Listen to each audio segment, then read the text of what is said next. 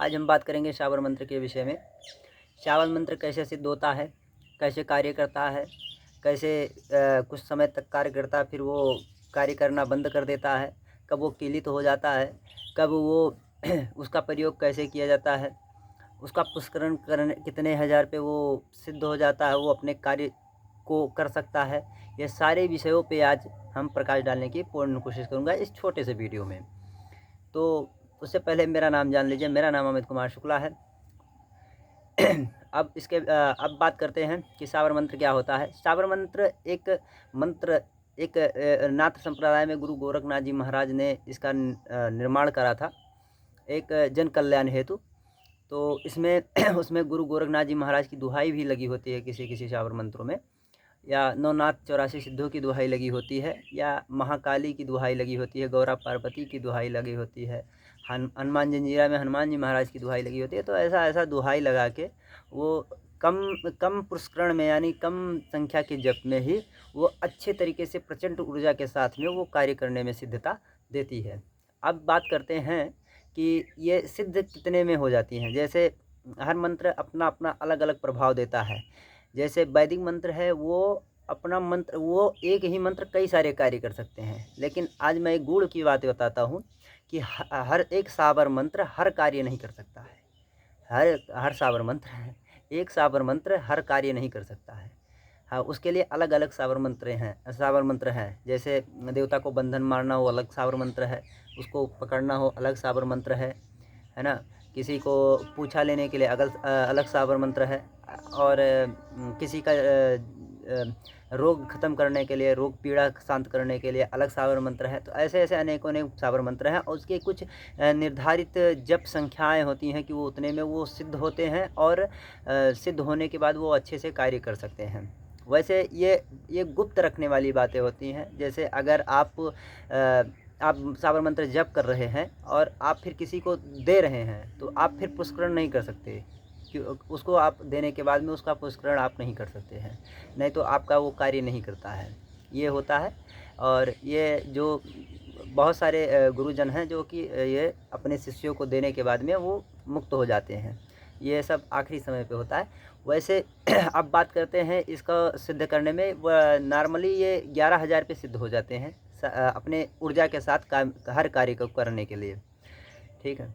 अब बात करते हैं ये एक समय पे प्रयोग किया जा सकता है। तो जैसे शाबर मंत्र के ऊपर डिपेंड करता है कि कैसा शाबर मंत्र है। उसी तरीके से उसमें उस देवता की दुहाई होती है। उस देवता से रिलेटेड जो भी कार्य हो वो करने में पूर्ण रूप से सक्षम होता है।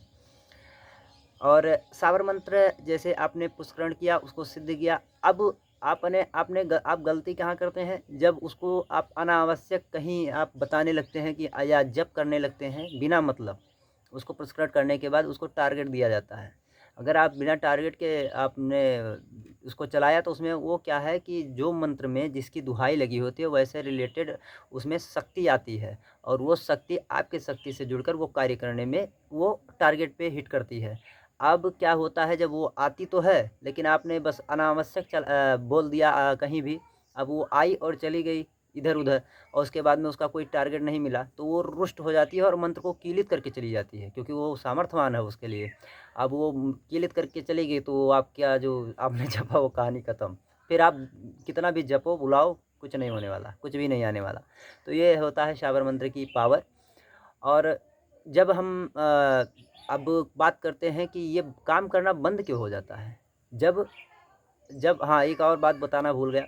अब आपने अनावश्यक जप किया, तो वो जब आए और चले गए, तो वो जो आपने अनावश्यक मंत्र जप करा, तो मंत्र क्या दोष लगता है, आप पे दोष लगा। और वो जो देवता आया वो भी गया, वो भी दोष देकर चला गया। तो आपके पास 2 दोष अनावश्यक अपने सर पे मढ़ लिया। अब वो आगे चलकर आप पे भी परेशानी बनेगी और आपके परिवार पे भी परेशानी बनेगी। ये जानने योग्य बातें हैं। अब दूसरी बातें करते हैं कि ये काम कब करना बंद कर देता है, कि आपने काम करने के लिए ही बुलाया और काम हुआ, उसके बाद में चले गए। तो वो होता है ऐसा कि जब आपने पुष्करण किया, ठीक है, आपने सिद्ध किया, सब कुछ अच्छे से किया, आपने 1-2 लोगों, 4-6 लोगों, 10 लोगों का कार्य भी सिद्ध करवा दिया अपने मंत्रों की उससे।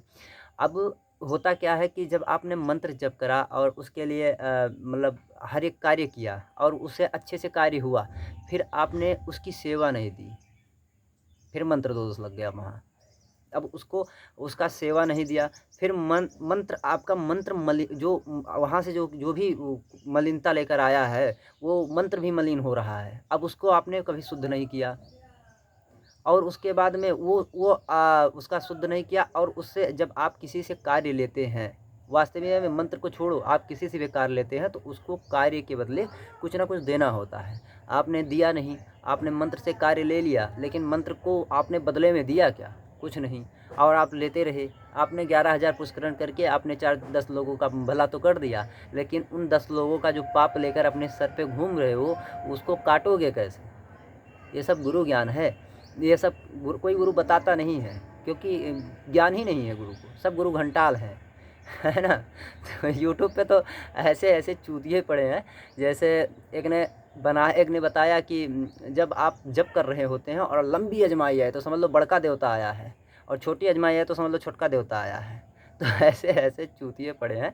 होता क्या है, जब मंत्र आप जपते हैं तो जब पॉजिटिव एनर्जी आपके शरीर में क्रिएट हो रही, तो उस समय क्रिएट हो रही होती है। जब वो क्रिएट हो रही है तो जो आपके शरीर की अंदर की नेगेटिविटी है, वो धक्का देती है उसको बाहर निकलने के लिए, तो वो अजमाई के रूप में बाहर निकलती है, वो नेगेटिविटी होती है। अब लोगों ने बताया कि वो बड़का देवता है, वो बड़का देवता जो बड़ा अजमाया है तो बड़का देवता है।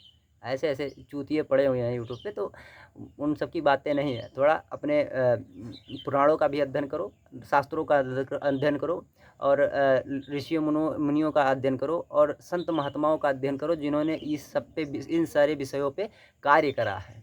ऐसे बहुत सारे लोग हैं जो कार्य करते हैं, और वो जानते हैं मंत्रों की गरिमा को, और मंत्र कैसे काम करता है। प्रचंड ऊर्जा होती है मंत्रों में, हर एक कार्य करने में सिद्धता ला सकती है मंत्र। तो मंत्रों में ऐसे कुछ जानकारी हमने सोचा कि यूट्यूब के माध्यम से आप सभी को देना चाहिए। इस विषय पे आज हमने पूरा अपने जान से प्रयास किया है बताने का। तो इसके लिए आप गौ सेवा कर लीजिएगा, ये ज्ञान के लिए।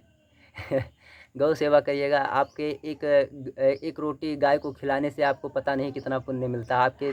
आपके देवता कितने पुष्ट होते हैं, आपके कुल देवी देवता कितने पुष्ट होते हैं, आपके पितृ देवता कितने पुष्ट होते हैं। और एक साधक जब अपनी साधना करता है प्रचंड ऊर्जा के साथ में, तो ऐसे सारे देवता आपके इर्द गिर्द घूमते हैं, देखते हैं कि हमारा साधक कर क्या रहा है। तो ऐसा आप करेंगे तो आपके अंदर तो प्रसन्नता होगी, क्योंकि आप सेवा कर रहे हैं। और उसके बाद में वो देवता आपके खाली मंत्र बोलने की आवश्यकता नहीं, खाली प्रार्थना करने मात्र से सब कार्य हो जाता है।